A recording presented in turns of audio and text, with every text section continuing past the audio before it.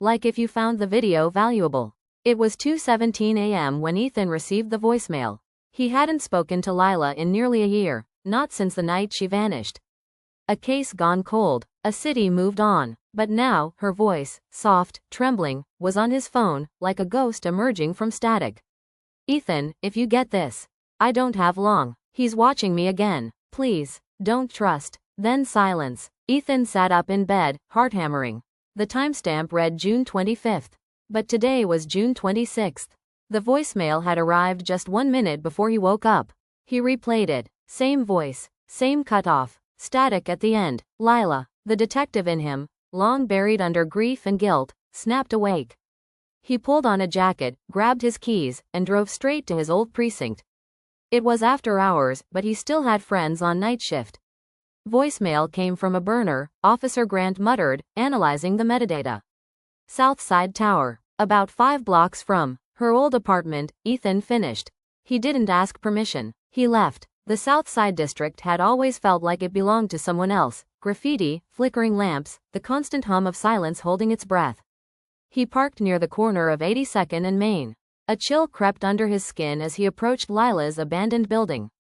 It had been condemned 6 months ago. The door was bolted, but a back alley window gave way with a weak push. Dust, cobwebs, echoes of a forgotten life. He stepped inside. Second floor, apartment 203, Lila's. He flicked on his phone light. Every surface was coated in gray, like time had fossilized everything.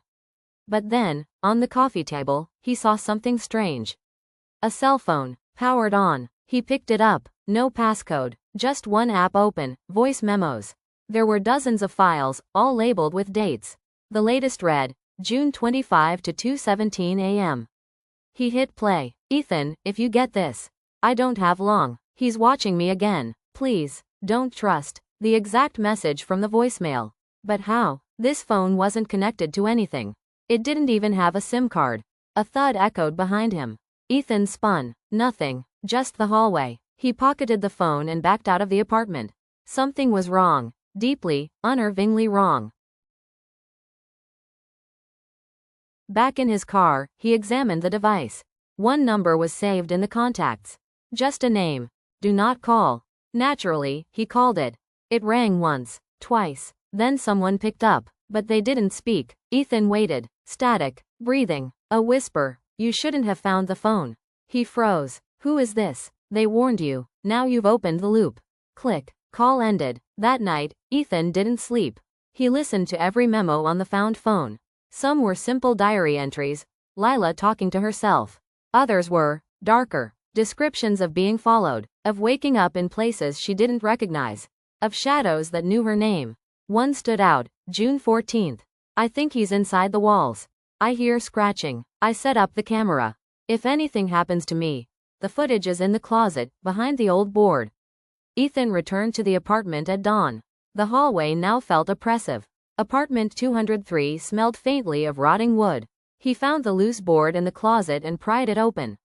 Inside, a flash drive. Back home, Ethan plugged it in. The footage was grainy. A static-filled video of Lila's living room. Hours of nothing. Then, movement. 1:14 a.m. A shape, tall, distorted, emerged from the far wall. As if peeling itself from the wallpaper. No face, no features, just long, thin arms and a twitching head. Lila, asleep on the couch, stirred. The thing leaned in. Whispers filled the mic, unintelligible, layered. Suddenly, Lila awoke screaming. The figure vanished like smoke. The video cut out. Ethan slammed the laptop shut. The sound made him flinch, echoing louder than it should. He checked his phone. Another voicemail. You're too late. He's in your walls now. His mouth went dry. Then he noticed it, scratching, in the wall behind him. Slow, deliberate. He backed away, heart racing, and opened the closet. Nothing, but the scratching grew louder. The next 2 days blurred. Ethan barely left the apartment. He recorded everything, every sound, every whisper. The phone Lila left would light up randomly. New memos appeared on it even when it was off. The same message, over and over. Loop, loop, loop. He couldn't escape the word. June 28th, 2:17 a.m. The voicemail came again. This time, his own voice. Don't trust the recordings. It's not her. He stared at the screen. It had his number, his voice, but he never said those words. He threw the phone across the room. It didn't break. Instead, it played a new file. The only way out is to finish the loop. Ethan knew what he had to do. He returned to Lila's apartment one final time, set up his own recorder, sat on the same couch, waited. At exactly 2:17 a.m., the shadows deepened.